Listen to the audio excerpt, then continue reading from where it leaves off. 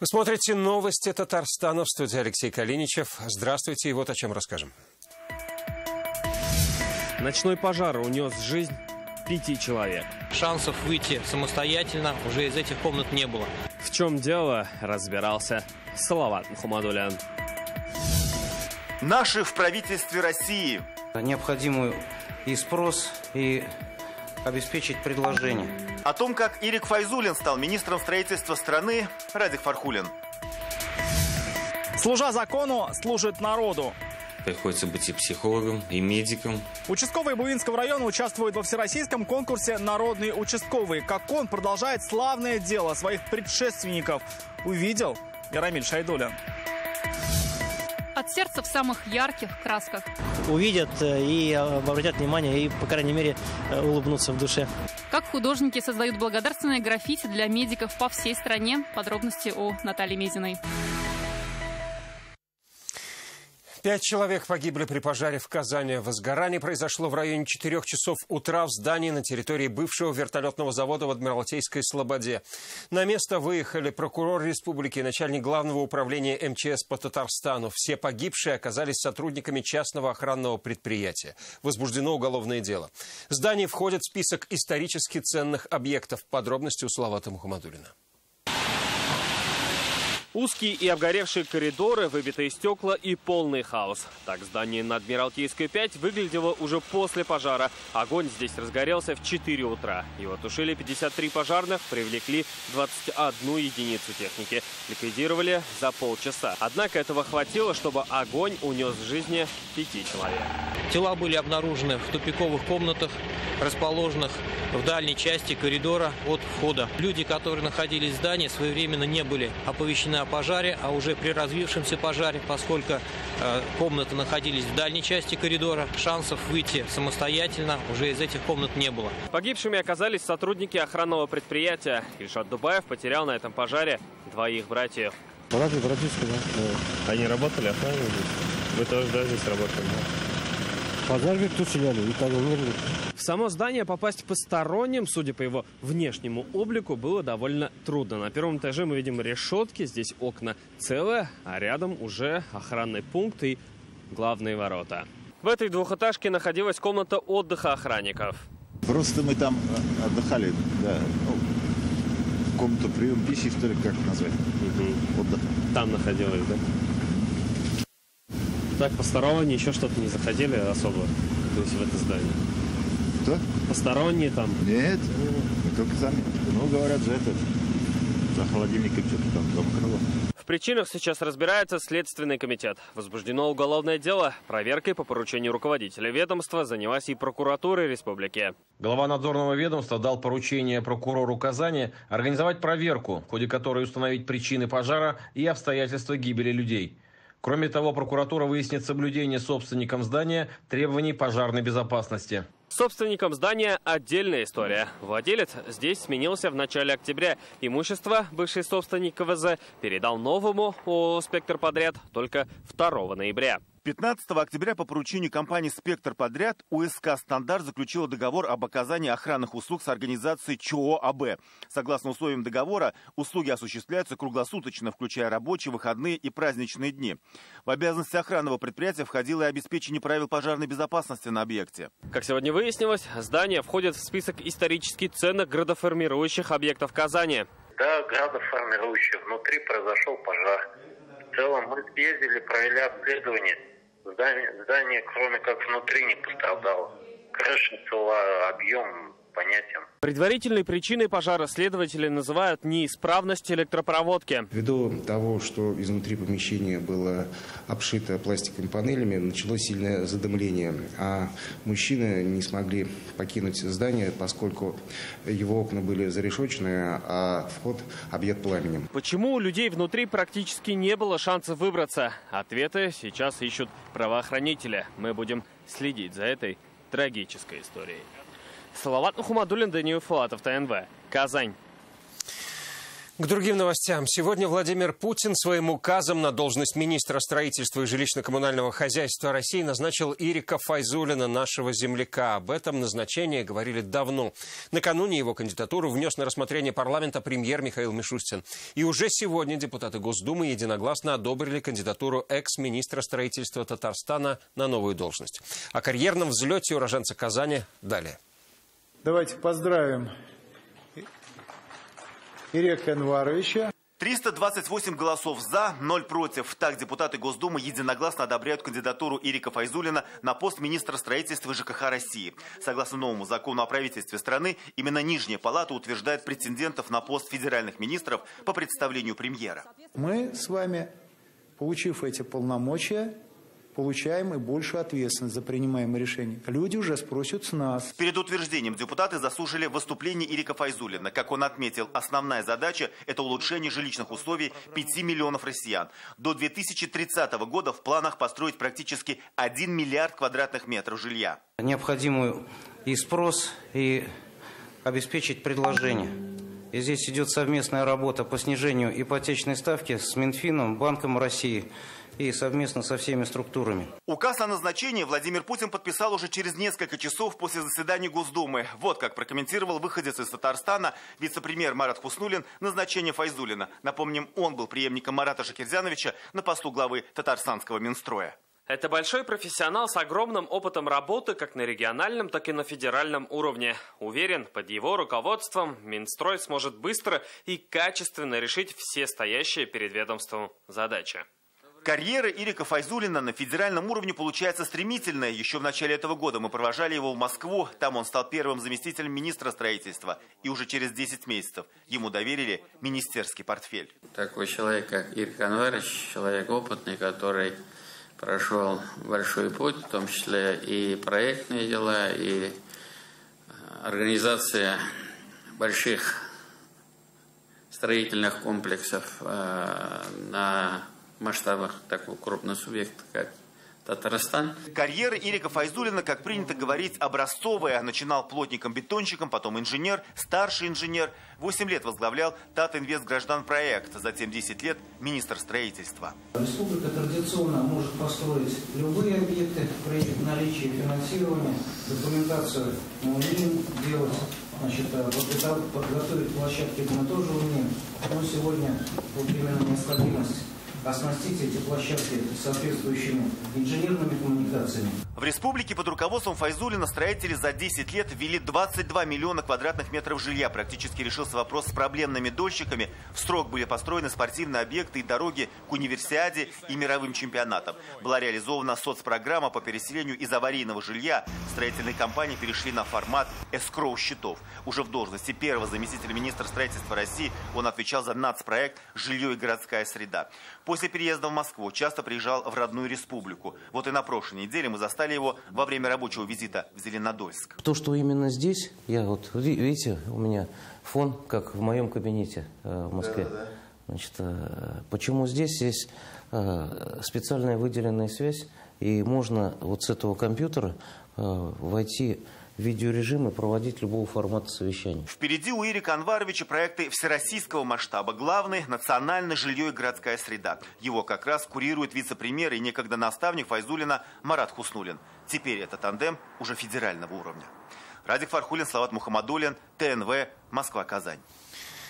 Правительство Татарстана сегодня заключило соглашение с Фондом перспективных исследований. Документ подписали президент Рустам Минниханов и руководитель фонда Андрей Григорьев. Совещание состоялось в Москве. На встрече обсудили сотрудничество фонда с вузами КАИ и КХТИ, проекты с Иннополисом и особой экономической зоной Алабуга. Одним из направлений совместной работы может стать проект по укреплению и модернизации энергосистемы Татарстана. Речь идет о создании перспективных кабельных линий и высокомощных электромашин. Сегодня поздравления принимают сотрудники полиции. Они отмечают свой профессиональный праздник – День сотрудника органов внутренних дел. Слова поздравления им направил премьер Алексей Песошин. Вы с честью выполняете свои задачи в условиях распространения коронавирусной инфекции, осуществляете контроль соблюдения населением требований безопасности и ограничений. Перед Министерством внутренних дел по Татарстану стоят масштабные государственные задачи, которые, уверен, будут выполнены качественно и своевременно, говорится в поздравительной телеграмме Алексея Песошина. МВД по Татарстану традиционно занимает лидирующие позиции в России. Так, раскрываемость грабежей и разбоев в республике с начала года выросла на 12%, а интернет-мошенничеств в 2 раза выше российской статистики. С такими цифрами татарстанские полицейские встречают свой профессиональный праздник. Сегодня Алексей Песошин наградил отличников службы. Рамиль Галиуллин о тех, для кого долг превыше интересов.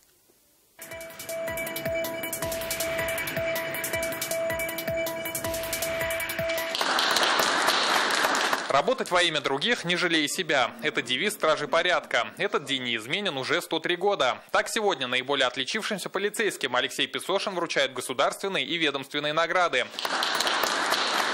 Премьер отмечает, сотрудники полиции достойно отвечают на новые вызовы и угрозы. Стабильная ситуация в республике во многом их заслуга. Профессия полицейского одна из самых важных и нужных. Требования к ней никогда не зависели от времени. Это всегда высокая ответственность, честность, мужество. Благодаря вашей эффективной служебной деятельности повышается уровень защищенности граждан и, как следствие, растет их уровень доверия к полиции. Особо тяжкие и наркопреступления, борьба с организованной преступностью и служба в других регионах. В этом году полицейские расследовали на 12% больше преступлений. По раскрываемости интернет-мошенничества республиканские показатели выше среднероссийских в 2 раза. В этом году в работу ведомства вмешался коронавирус, отмечает министр Артем Хохорин. За время пандемии полицейскими выписано больше 113 тысяч протоколов. Это 10-я часть по России. Мы не особо гордимся этим цифрам, но, я говорю, это показывает объемность тех задач, которые мы выполняли наряду с повседневными другими на работу по направлениям, которые с нас ответственность никто не снимал. Универсиада, чемпионаты, WorldSkills. А в этом году столетие ТССР и выборы президента республики. Они ежегодно проходят проверку на крупных городских и мировых событиях. В числе приоритетных задач, по словам Алексея Песошина, остаются борьба с экстремизмом и терроризмом. Рамиль Галиуллин, ТНВ, Казань. Есть такая профессия — стоять на страже закона. И 5 лет назад смыслом жизни это стало для буинского участкового Раиля Камалова. Полицейский служит в том самом отделе, который 18 лет назад противостоял вооруженным дезертирам во время событий, известных как «Кровавый понедельник». Тогда погибли 7 полицейских. Сегодня на страже закона стоят уже их преемники. Об одном из них, Раиле Камалове, Рамиль Шайдуллин.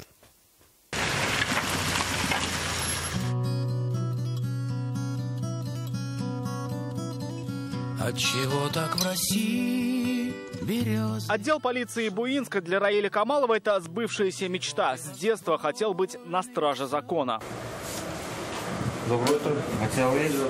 Вот уже 5 лет он районный участковый. Привычно каждое утро он получает дела. Здесь и заявления о кражах, бытовых ссорах, соседские разборки. Это не самая престижная профессия в системе МВД, потому что сложная.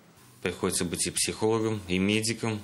Доверительные отношения должны быть с народом. То есть, если ты как относишься, так и люди относятся к тебе. На счету Раиля Камалова десятки раскрытых преступлений. Пусть они не гремят на всю республику, зато для каждого потерпевшего он герой. Себя зарекомендовал как добросовестный исполнительный сотрудник, готовый прийти в трудную именно минуту на помощь гражданам и готов оказать содействие в любое время.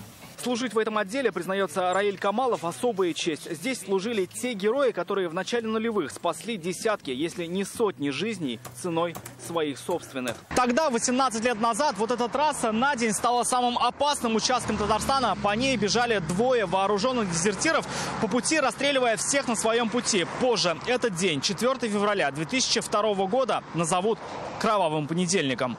Вооруженные преступники были обезврежены, но убили 7 сотрудников Буинского отдела и 2 гражданских. В память о тех событиях обелиск. Тогда Раилю Камалову было всего 12, и он тогда точно определился с профессией. Будет полицейским. Когда поступал в внутренний дел, то есть с гордостью, наверное, шел. То есть наши сотрудники полиции так поступили, не щадя свою жизнь.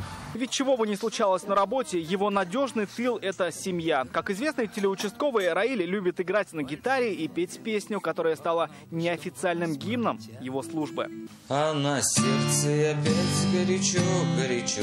В этом году Раиль Камалов представит Татарстан на всероссийском конкурсе «Народный участковый». Он уже прошел во 2-й этап. Для попадания в финал нужна народная поддержка. Она у него уже есть, и этой поддержкой участковый очень дорожит. Рамиль Шайдуллин, Игорь Романов, ТНВ, Буинск. Если у вас есть интересные истории, присылайте их на наш WhatsApp. Его номер 8 987 420 0101. Сообщения принимаем круглосуточно.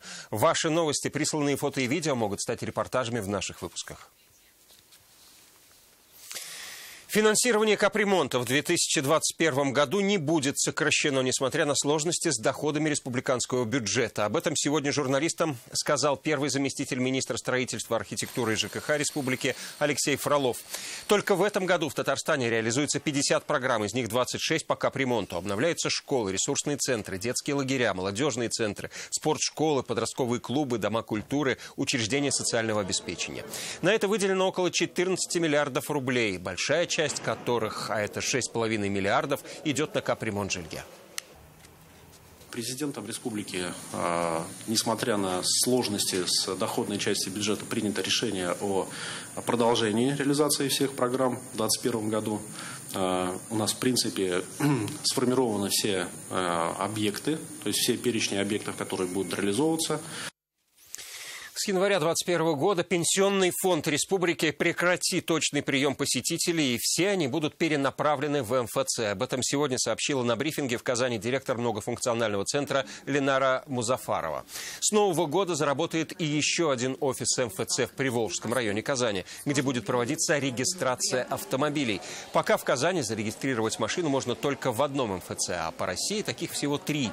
Кроме этого, в следующем году откроется новый 60-й офис «Мои документы» в республике и первый в Вахитовском районе Казани. А в этом году появилось 49 новых услуг. С 1 сентября у жителей есть возможность подать заявление о признании гражданина банкротом во внесудебном порядке. Заявление за это время написали уже 417 человек. Принятие заявления в МФЦ происходит бесплатно. То есть если до данного закона для того, чтобы себя объявить банкротом, нужно было обратиться в суд, где суд уже назначал арбитражного управляющего за определенную сумму денег, то предоставлять в МФЦ нужно только заявление, паспорт. Вы смотрите новости Татарстана, и вот о чем далее. Готовы ли школы республики к переходу на дистанты? Как здесь спасаются от вирусов? Президентом республики принято решение. Сейчас идет поставка рециркуляторов в школы республики. Как в Высокогорском районе проходит учебный процесс в условиях пандемии, увидела Юлия Гоголева. От сердца в самых ярких красках. Увидят и обратят внимание, и, по крайней мере, улыбнутся в душе. Как художники создают благодарственные граффити для медиков по всей стране. Подробности у Натальи Мезиной. Национальной идеей России может стать гармоничная жизнь разных народов в границах одной страны. А наглядным примером может послужить Татарстан. Такое мнение высказали участники экспертного клуба «Волга». Заседали они сегодня в Казани. Тема «Как условия новой жизни влияют на формирование национальной идеи». Лицом к лицу встретились федеральные, татарстанские ученые и общественные деятели. Что может быть движущей силой, которую ищут уже 30 лет с момента распада СССР? Позиции экспертов выслушал Дмитрий Аринин. Задача государства удовлетворить самые низшие потребности и создать инфраструктуру. Как отмечают эксперты, прежде чем общество начинает диалог о высоком, нужно решить все насущные вопросы: комфортное жилье, достойный заработок, саморазвитие. Если у всех полный карман, если у всех равный доступ к услугам, к культуре, к воспитанию детей, люди начинают разговаривать. По мнению экспертов, сейчас в России есть все условия, чтобы не только создать свою национальную идею, но и задать вектор развития для всего мира. Предложить миру свою повестку, основанную на справедливости, на факторе объединения самых разных народов, а их 179 живет на территории нашей страны, 173 в Республике Татарстан. И все эти люди, говорящие порой на разных языках, объединяются во имя высокой цели и задачи. Модель Татарстана как хороший пример. Межнациональный, межконфессиональный мир и согласие – визитная карточка республики. Этому способствуют дома дружбы народов, которые открываются в городах и районах. Национальная идея России может быть в том, что, проживая вместе, тем не менее можно сохранять интересы каждого из народов. Мы должны доказать следующую формулу. Можно создать условия для всех народов, не создавая моноэтничную страну. Как продолжают специалисты, в современной системе ценностей важные места должны занимать традиции, родные языки и разные культуры. Эксперты отмечают, поиск национальной идеи – вопрос сложный, и его чаще нужно обсуждать на федеральном уровне. Дмитрий Аринин, Вадим Илларионов, ТНВ, Казань. Нерегулярное проветривание, учителя с признаками ОРВИ, остывшая еда – это лишь некоторые жалобы, которые поступают в Министерство образования Татарстана от родителей. По каждому случаю организуют проверку и стараются решить проблему. Как учебный процесс в условиях пандемии организован в Высокогорском районе и как здесь выполняются рекомендации Роспотребнадзора. В рейд по школам вместе с министром образования Ильсуром Хадиуллиным отправилась и наша съемочная группа.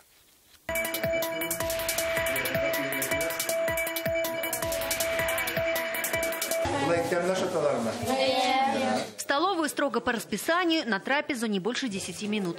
К антиковидным правилам школьники уже привыкли, стараются не выбиваться из графика, потому особо не отвлекаются на вопросы большого гостя.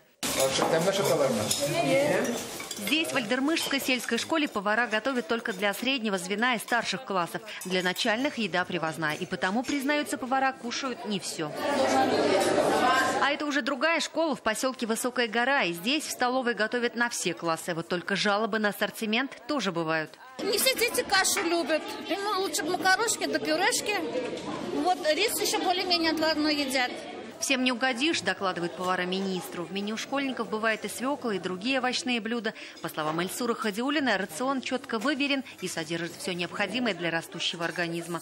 Сегодня министр инспектировал, как в школах соблюдают санитарные требования, тоже по следам обращений родителей. Родители иногда жаловались, что классы не проветриваются. Были такие моменты. Мы выходим как раз на руководство этих школ, на руководство отдела образования. Они эти вопросы решают. Со слов министра, почти в каждой школе республики на больничном по 5-6 учителей. Болеют и ученики. Но не так массово, чтобы допустить карантин. В помощь антисептики, термометрия, рециркуляторы. Только в этой высокогорской школе по линии Министерства образования в этом году выделено 11 таких приборов для очищения воздуха. Их установили в школьной столовой, актовом зале, в школьных коридорах. Всего же из бюджета Татарстана на эти цели для республиканских школ выделено 77 миллионов рублей. В Минобре надеются, эта мера также позволит сократить число заболевших ОРВИ и избежать в случае ухудшения перехода на дистант. Находиться у себя дома за компьютером один, просто, знаете, в одиночестве, много вопросов возникает. А здесь, получается, они общаются, социализация идет и хорошее питание. Такие рейды нового министра будут еженедельными. Он будет мониторить ситуацию в районах и городах республики. Это и знакомство с учебными заведениями, и контроль соблюдения требований Роспотребнадзора. Юлия Гоголева, Рамзель Гарипов, ТНВ, Высокогорский район. В Татарстане за сутки подтверждено еще 2 случая смерти от коронавируса. Это 2 мужчин 46 и 69 лет, оба с хроническими заболеваниями, сообщает республиканский штаб. В Татарстане сегодня зарегистрировано 56 новых случаев коронавируса. Большинство контактные, 2 случая завозные. В России небольшое снижение, почти 21 тысяча заболевших новой коронавирусной инфекцией за сутки. Это на 1000 меньше вчерашних данных. Среди регионов в лидерах по-прежнему Москва, почти 6 тысяч заболевших, в Санкт-Петербурге 1485 случаев, в Нижегородской области 402, в Самарской области 191 заболевший, в Башкортостане 105, в Чувашии 71. Татарстанских норок протестировали на COVID-19. Погибнет поголовье или даст шанс возродиться пушной отрасли Татарстана. Читайте об этом сегодня в интернет-газете «Реальное время». Спасибо размером с дом. В столице Татарстана появилось граффити с изображением пациента, который надежно спрятан в кармане врача у самого сердца. Поблагодарить героев наших дней таким образом решил казанский художник Азат Шакиров совместно с Всероссийской организацией «Молодая гвардия». Изображение дало старт масштабному проекту «Стены смысла» в Казани. Как через уличное искусство десятки участников по всей России благодарят врачей, узнала Наталья Мизина. И сердечное светило улыбнулось со стены. Здесь как с настоящим искусством. Чтобы понять, надо задуматься.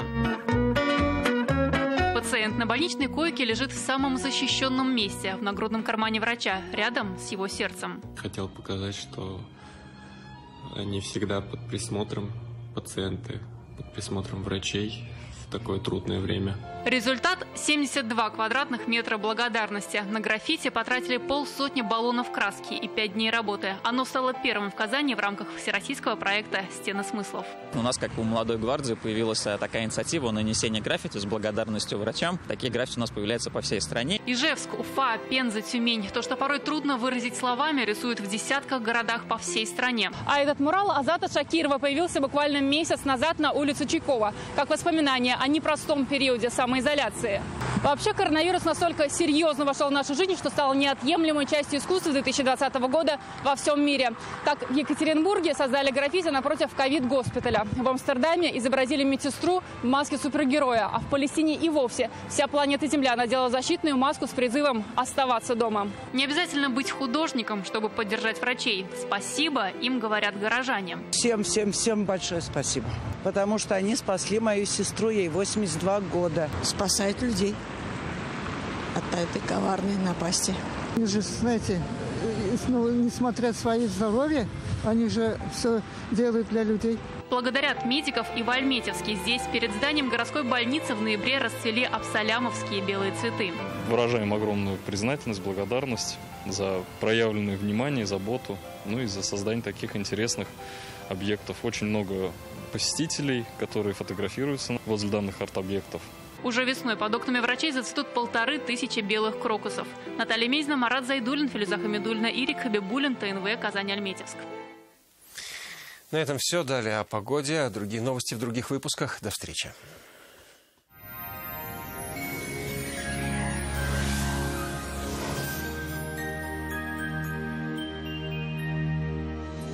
Здравствуйте! В Татарстане сохраняется облачная погода с прояснениями, временами со снегом. К вечеру среды станет прохладнее. О погоде на 11 ноября чуть позже. Компания «Данил Мастер» работает в прежнем режиме с соблюдением всех правил безопасности. Не откладывайте заказ и радуйтесь. Своей новой кухне или шкафу-купе уже сейчас. Звоните 2-167-166. «Данил Мастер» с заботой о вас. Ноябрь все увереннее шагает по нашей республике. И по данным сервиса Яндекс.Погода, на юго-востоке в Бугульме, Вавлах, Азнакаево будет облачно с прояснениями, временами снег. Плюсовая температура сменилась на минусовую. На северо-востоке, в Нижнекамске, Набережных Челнах, Елабуге также ожидается небольшой снег. Температура станет ниже. На дорогах гололедица, будьте осторожны. Такая же картина наблюдается и в Агрызе, Менделеевске, Актаныше. Небольшой снег, порывистый ветер и понижение температуры. На северо-западе, в Арске, в Кукмаре, Балтаси синоптики также обещают снег и небольшой минус на термометре. На юго-западе, в Болгаре, Држаном, Буинске ожидаются осадки в виде снега, а к вечеру похолодает. В центральные районы Татарстана также поступает более холодный воздух, и температурный фон становится все ниже. Уже и дневные часы наблюдаются минусовые температуры. И еще одна интересная информация. Федеральная сеть медицинских центров «Доктор Ост» – лечение самых сложных заболеваний позвоночника и суставов без боли и хирургического вмешательства. За 12 лет в 10 городах России врачами клиники отменено более 39 тысяч операций. Лучший протез – тот, что остался в упаковке. Говорит Оксана Кузина, основатель медцентра «Доктор Ост». Своим пациентам мы рекомендуем отказаться от сложного хирургического вмешательства. Снять боль и восстановить разрушенный сустав можно даже на поздней стадии артроза и при некрозе. Всего один укол вместо операции и протеза. «Доктор Ост». Прямо сейчас запишитесь на прием за полцены. Что, накипело? Да нет. Забудьте о накипи. Гейзер Макс работает в 6 раз дольше обычных фильтров. Фильтр Гейзер Макс защищает от накипи в 6 раз дольше обычных фильтров для жесткой воды. В очищенной воде сохраняются природные минералы и полезные микроэлементы – кальций, магний и калий. В Казани переменная облачность, днем пройдет снег. Ночью и днем около 1 градуса ниже нуля. Ветер северо-западный, сильный, порывистый. Атмосферное давление 755 миллиметров ртутного столба, влажность воздуха 72%. В магнитном поле Земли небольшие возмущения, берегите свое здоровье. Компания «Сервис Плюс», официальный дилер газовых котлов Митсуда по Республике Татарстан, представляет бесшумные, безопасные котлы с европейским дизайном и надежным сроком службы. Телефон 8 800 201 0707. Наступили холода, но ваш котел не греет? Проблему решит газовый котел Мицуда. Тихий, безопасный, надежный, согреет ваш дом и сделает уютным. Действует рассрочка, а также замена устаревшего газового котла на новый. Котлы Мицуда от официального представителя в Республике Татарстан компании «Сервис Плюс». 8 800 201 0707.